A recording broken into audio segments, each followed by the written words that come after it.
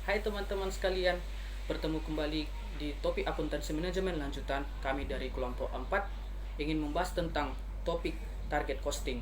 Tapi sebelum kita masuk ke dalam topik tersebut, pertama-tama kita mengucapkan syukur kepada Tuhan karena Tuhan masih memberkati kita dan diberi kesehatan olehnya. Nah, sebelum kita masuk ke topik juga, kan ada pepatah tuh, tak kenal maka tak sayang. Jadi sebelum itu kita perkenalan dulu ya guys. Nah, jadi nama saya adalah Ronaldo G. Fernandes Mulun sebagai ketua kelompok dari kelompok ini. Kemudian ada Yanti Siaan. Kemudian adalah Kristina Sinaga. Kemudian ada Ayu Munte. Kemudian ada Aristas Tanggang. Dan yang terakhir adalah Maria Silalahi. Oke, kita lanjutkan lagi topik kita. Maaf, lagi batuk. Tapi bukan kena corona ya. Sorry, bukan. Nah, jadi judul besar kami yang kami bahas tentang target costing adalah target costing sebagai penentu biaya untuk mendukung proses pengurangan biaya dalam tahap desain produk. Nah, walaupun agak berbeda sedikit dengan PowerPoint yang kami jelaskan, ada itu yang sedikit kata-kata maklum lah ya kan. Udah lama kita kuliah online jadi agak-agak hang gitu otak, kebanyakan tugas gitu ya kan. Tapi nggak apa-apa lah, itu semua bisa kita jalani karena rencana Tuhan itu pasti nyata ya kan. Oke. Nah, kita sebelum memasuki pembahasan lebih lanjut tentang target costing, pertama kita harus mengetahui apa itu target costing dari latar belakangnya. Nah, latar belakang target costing itu kita sudah tahu untuk saat-saat ini banyak perusahaan-perusahaan itu yang ingin menentukan labanya itu sangat susah. Karena apa? Karena banyak sepersaingan perusahaan-perusahaan saat ini. Gimana tidak, perusahaan-perusahaan sekarang pengen gitu kan labanya itu sangat besar, tapi nggak tahu caranya. Apalagi kita lihat banyak-banyak perusahaan yang baru-baru dibuat gitu kan, nggak tahu mereka cara cara perusahaan tersebut bersaing terhadap perusahaan yang lebih berpengalaman. Tapi jangan takut, semua itu ada jalan keluarnya. Sama seperti cinta itu kan bisanya didapatkan kalau misalnya kita berjuang. Sama itu seperti ini, tapi harus tahu metodenya. Nah, metodenya itu menggunakan target costing. Dimana kalau misalnya kita mengetahui target costing itu adalah suatu metode yang dilakukan oleh perusahaan, di mana perusahaan tersebut ingin mendapatkan laba tetapi dengan harga yang minimum. Yakni kita bisa mencapai laba, tetapi laba tersebut kita capai dengan harga yang minimum atau bisa kita tentukan gitu harganya supaya lebih sesuai dengan apa yang kita harapkan gitu.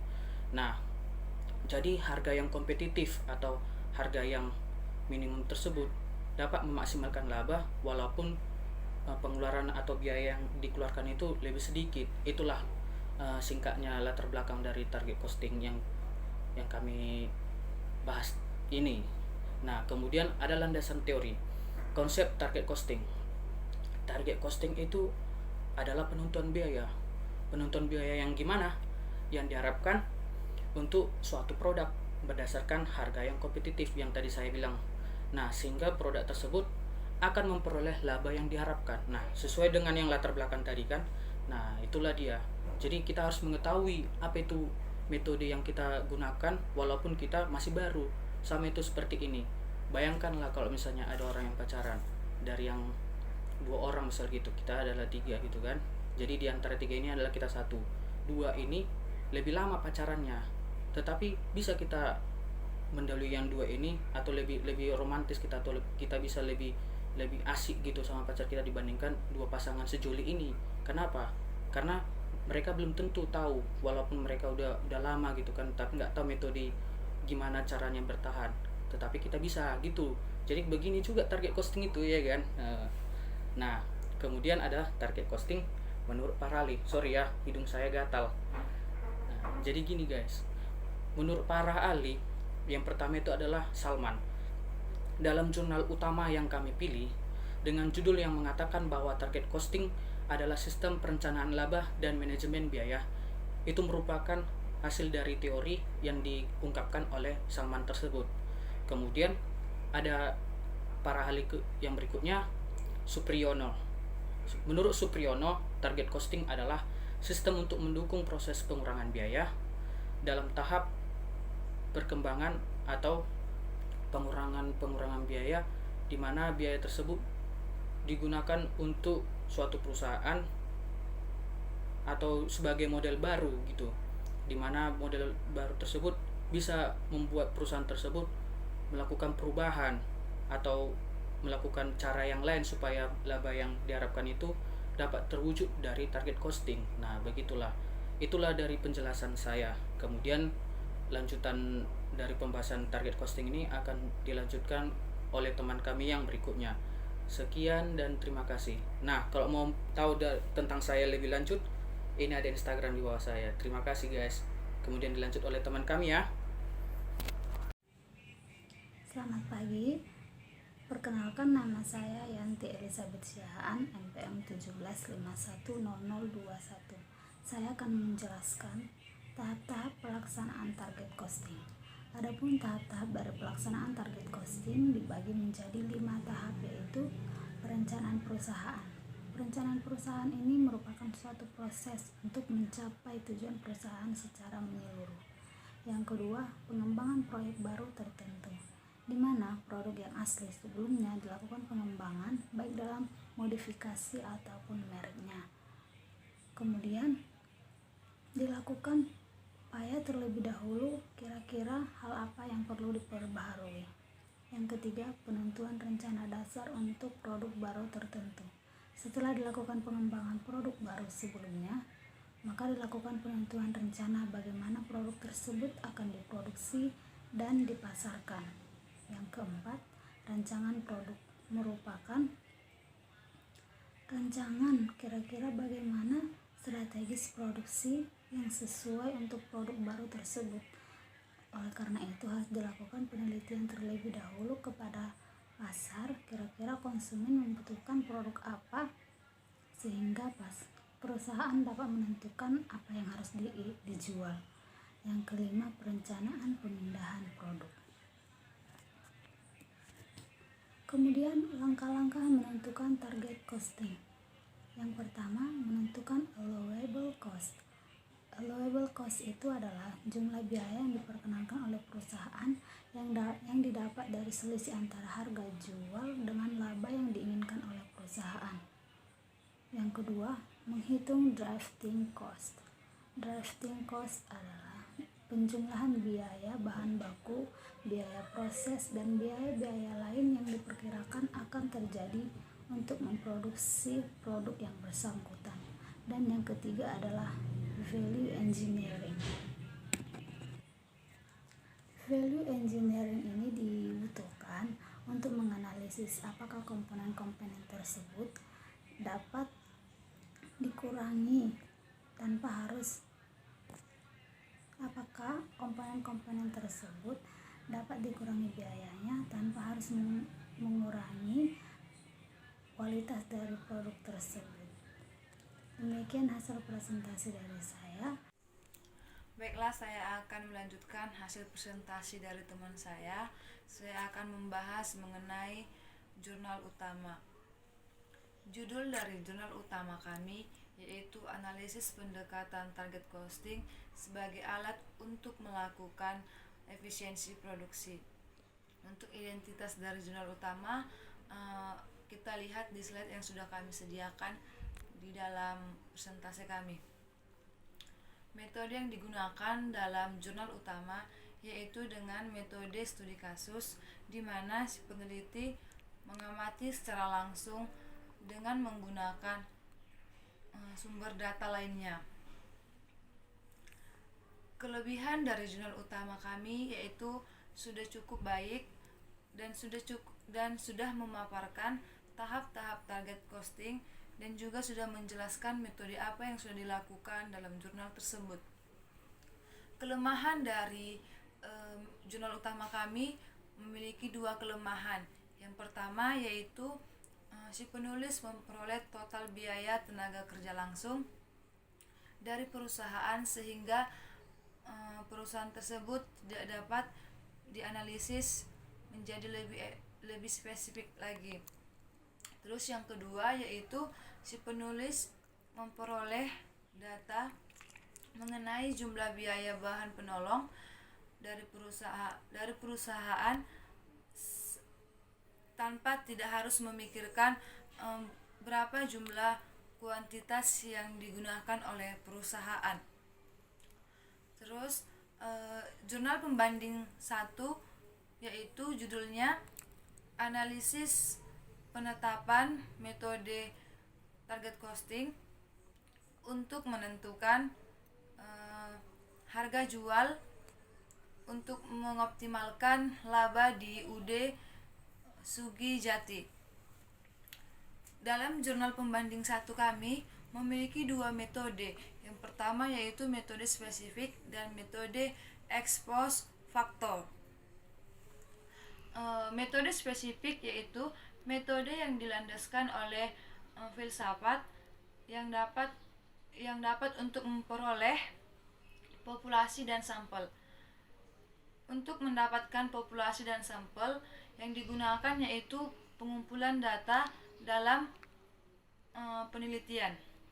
Terus yang kedua yaitu ada metode ex post facto, yaitu di mana penelitian harus meneliti secara langsung atas peristiwa yang sedang terjadi dan mencari tahu faktor-faktor apa yang telah terjadi dalam kejadian tersebut.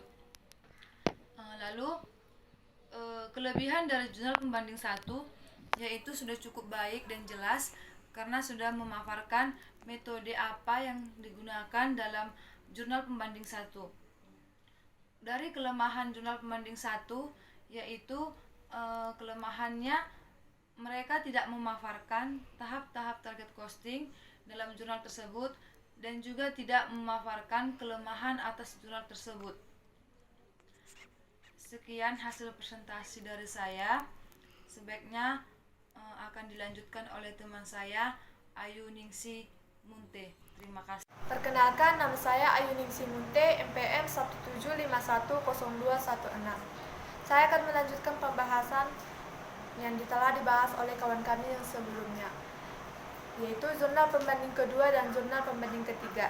Jurnal pembanding kedua dengan judul Analisis Penerapan Activity Based Costing dan Target Costing dalam Meningkatkan Laba dengan Just in Time sebagai variable moderating pada PT Perkebunan Nusantara di Kabupaten Takalar.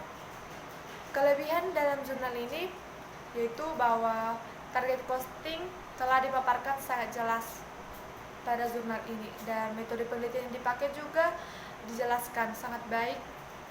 Kelemahan dalam jurnal ini bahwa informan dari penelitian ini adalah manajer perusahaan manufaktur seperti manajer pabrik, manajer keuangan, manajer quality control, dan sebagainya.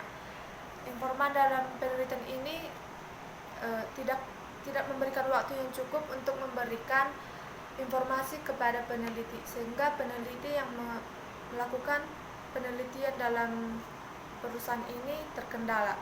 Yang kedua, penelitian ini hanya mencakup area Takalar karena dibatasi oleh tenaga kerja. Yang ketiga, keterbatasan waktu yang begitu singkat untuk melakukan penelitian dan hanya menggunakan data perusahaan dalam kurun waktu 1 tahun saja. Selanjutnya, jurnal pembanding yang ketiga, yaitu dengan judul Target Costing and Performance of Manufacture Industry of South Western Nigeria. Kelebihan dalam jurnal ini yaitu bahwa peneliti menemukan bahwa ada hubungan yang sangat kuat antara target costing dan peningkatan dalam pengembalian investasi dan pengurangan biaya. Peneliti juga menambah literatur tentang apa target penetapan biaya yang digunakan perusahaan ini. Kelemahan dalam jurnal ini, peneliti ini hanya mengadopsi metode penelitian survei, di mana peneliti hanya menggunakan kuesioner untuk mengumpulkan data sampel mewakili semua perusahaan manufaktur. Oleh karena itu, karena menggunakan metode ini, peneliti akan membutuhkan waktu yang sangat cukup lama. Sekian penjelasan dari saya. Selanjutnya akan dijelaskan oleh kawan kami, Arista Sitanggang. Terima kasih. Halo, perkenalkan nama saya Arista Sitanggang. Di sini saya akan melanjutkan menjelaskan tentang topik kami yang sebelumnya sudah dijelaskan oleh rekan saya Ayu Munte. Di sini saya akan menjelaskan 2 jurnal internasional yang sudah kami pilih dari 3 jurnal internasional. Ya, jurnal selanjutnya yang kedua ini adalah The Impact of Target Cost Method to Strengthen the Effectiveness of Industrial Companies. Oke, dari jurnal kedua yang kami pilih ini, kami menemukan kelebihan dan kelemahan. Kelebihan yang kami temukan yaitu pendekatan pertama yang didasarkan pada analisis literatur buku, surat, majalah, serta penelitian yang akurat. Dalam jurnal ini, kami menemukan tidak adanya hubungan atau korelasi yang signifikan. Yang pertama antara metode target biaya dengan peningkatan keunggulan biaya. Yang kedua, metode target biaya dengan peningkatan keuntungan. Yang ketiga, metode target biaya dengan peningkatan lingkungan. Oke, jurnal internasional yang terakhir yang kami pilih adalah Target Costing Calculation and Economic Gain for Companies. Dalam jurnal ini kami juga menemukan kelebihan dan kelemahan. Kelebihan yang terdapat dalam jurnal ini adalah metode penetapan target yang menunjukkan macam-macam produksi yang sangat diinginkan oleh pelanggan serta disertai dengan karakteristiknya. Dalam metode ini disertai juga biaya produk dan harga produk yang lebih baik, tetapi sangat sulit ditunjukkan dalam berbagai praksis. Akan melanjutkan hasil presentasi kami yang dimana saya akan menerangkan tentang kesimpulan dari jurnal kami beserta saran yang akan kami berikan terhadap jurnal yang telah kami bahas sebelumnya. Di sini kami memiliki kesimpulan yang dimana berdasarkan dari segi judulnya, yang dimana judul kami itu adalah analisis pendekatan target costing sebagai alat untuk melakukan efisiensi produk. Kami membuat